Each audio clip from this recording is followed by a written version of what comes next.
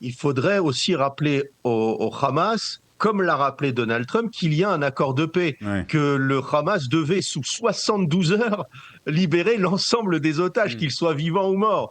Et le Hamas n'a pas respecté les termes de l'accord. Depuis la signature de ces accords de Sharm el-Sheikh, il multiplie les violations du cessez-le-feu.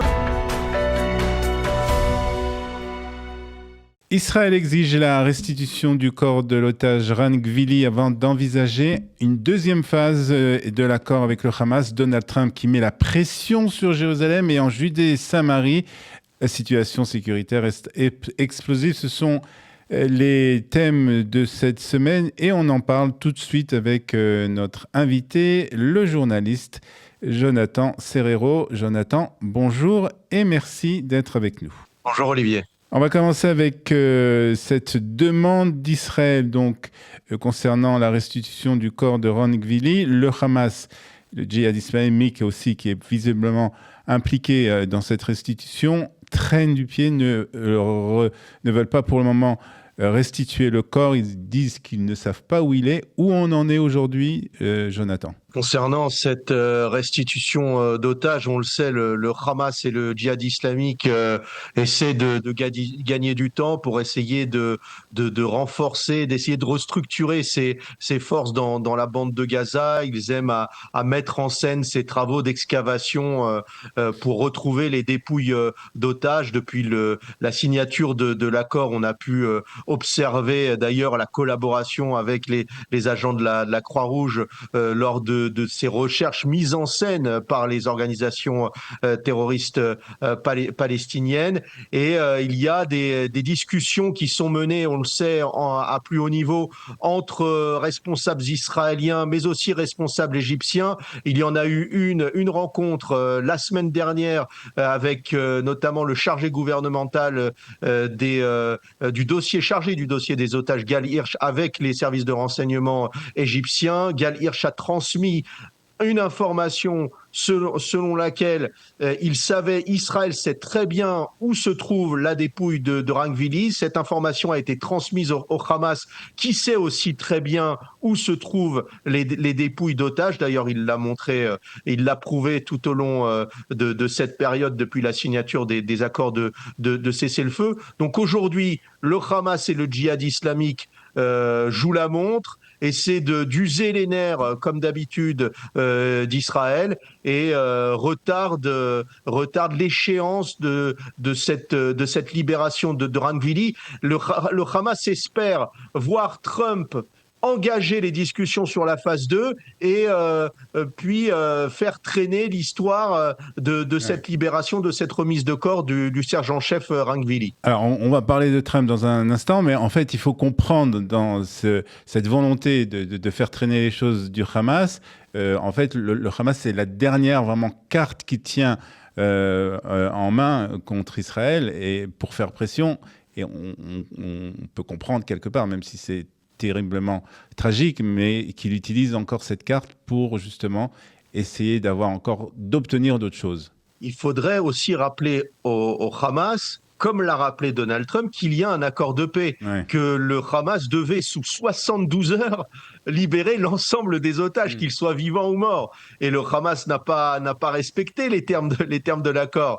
Depuis la signature de ces accords de Sharm el-Sheikh, il multiplie les violations du cessez-le-feu. D'ailleurs, Tsahal a une certaine liberté d'action dans la bande de Gaza. J'ai pu me promener il y a de cela encore la semaine dernière le long de cette frontière qui sépare Israël de la bande de Gaza, et il y a des explosions assez intensives menées dans la bande de Gaza avec des frappes menées par l'aviation israélienne. Donc le Hamas se sait aussi menacé. C'est que si le Hamas persiste à refuser à remettre la dépouille de Ran Gvili, alors Israël aurait peut-être le droit de mener des actions, de reprendre des actions militaires contre le Hamas. D'ailleurs, Israël a su envoyer des messages assez forts en éliminant plusieurs responsables de l'organisation terroriste palestinienne depuis la signature des accords de cessez-le-feu. Alors, on parlait de Donald Trump et la Maison-Blanche qui pressent en fait Israël et Jérusalem et surtout le Premier ministre Benjamin Netanyahou d'accélérer et de passer à la deuxième phase. Benjamin Netanyahou doit se rendre à la fin du mois à Washington. Comment on peut expliquer cet empressement et cette intervention de Donald Trump? Les États-Unis sont aujourd'hui engagés pleinement à faire respecter les termes de l'accord. Donald Trump s'est porté garant personnellement à faire respecter les termes de cet accord dont il est le principal instigateur, notamment avec un autre grand instigateur de cet accord de paix, Israël, à savoir Ron Dermer, l'ancien ministre des Affaires stratégiques. Donc, je pense que sur ce dossier du respect des termes de cet accord de cessez-le-feu, Israël et les États-Unis sont encore coordonnés dans leurs actions et on devrait observer cette coordination lors de la prochaine rencontre prévue à la fin du mois, le 29 décembre prochain, du côté de la Floride, entre le président des États-Unis et le Premier ministre Benjamin Netanyahou.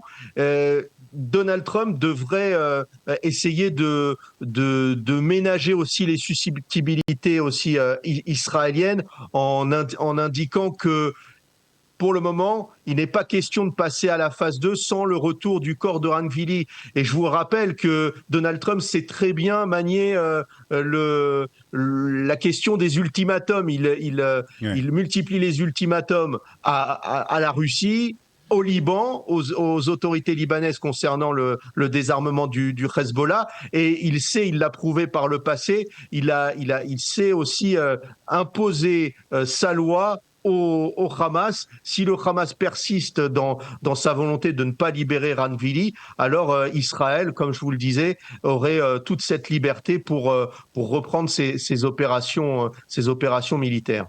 Alors, on va passer au second sujet qui nous intéresse et qui a aussi fait beaucoup parler de lui cette semaine, c'est la Judée-Samarie avec des tensions qui montent de plus en plus.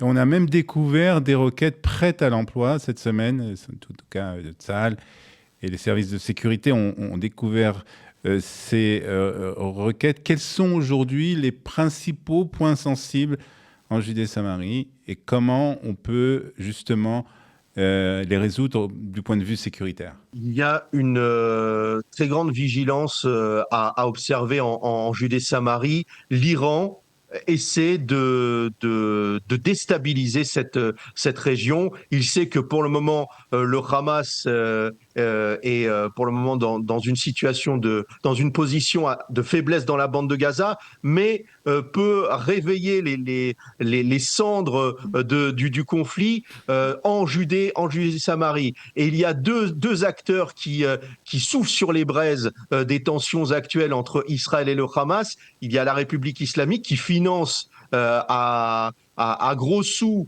les organisations terroristes qui sont en poste dans la Judée-Samarie, mais il y a aussi la Turquie via la cellule turque du Hamas. Il y a plusieurs acteurs, notamment des anciens terroristes qui ont été libérés dans le cadre des accords Chalit, qui opèrent depuis la Turquie et qui envoient leurs directives aux opérations terroristes de Judée-Samarie, aux organisations terroristes palestiniennes, pour déstabiliser le terrain de la Judée-Samarie, pour provoquer une sorte de soulèvement, une nouvelle intifada en Judée-Samarie. Il y a une multiplication aussi des actes terroristes sur les routes de Judée-Samarie contre les véhicules israéliens, contre les civils israéliens et les habitants des localités juives de Judée-Samarie. Donc il y a un terrain assez prompt aujourd'hui pour on ne le souhaite pas, pour un nouveau conflit entre Tsahal et les organisations terroristes palestiniennes. Et c'est la raison pour laquelle l'armée israélienne a lancé des opérations dans 5 villages palestiniens au nord de Samarie. Pour le moment, les résultats je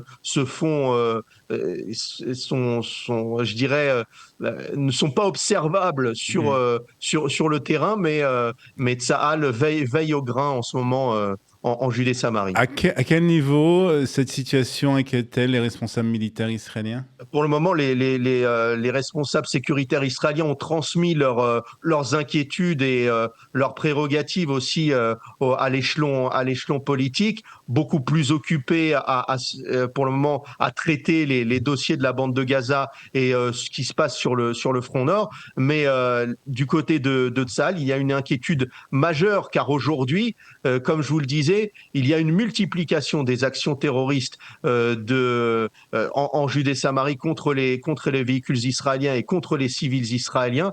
Et aujourd'hui, l'armée est totalement engagée à anticiper toute mauvaise surprise sur ce terrain de la Judée-Samarie, Olivier. Pour terminer très rapidement, Jonathan, on peut s'attendre dans les prochains jours à une augmentation justement de ces opérations préventives en Judée-Samarie? Il y a un risque à voir se multiplier ces opérations et ces actes terroristes sur les routes de Judée-Samarie. Mais en même temps, il y a Tsahal qui veille à assurer la sécurité dans ces localités israéliennes de Judée-Samarie, qui mène des opérations aussi dans ces villages palestiniens pour éviter toute réorganisation aussi de ces mouvements terroristes, comme on a pu voir par le passé du côté de Jenin, encore du côté de Nour al-Shams.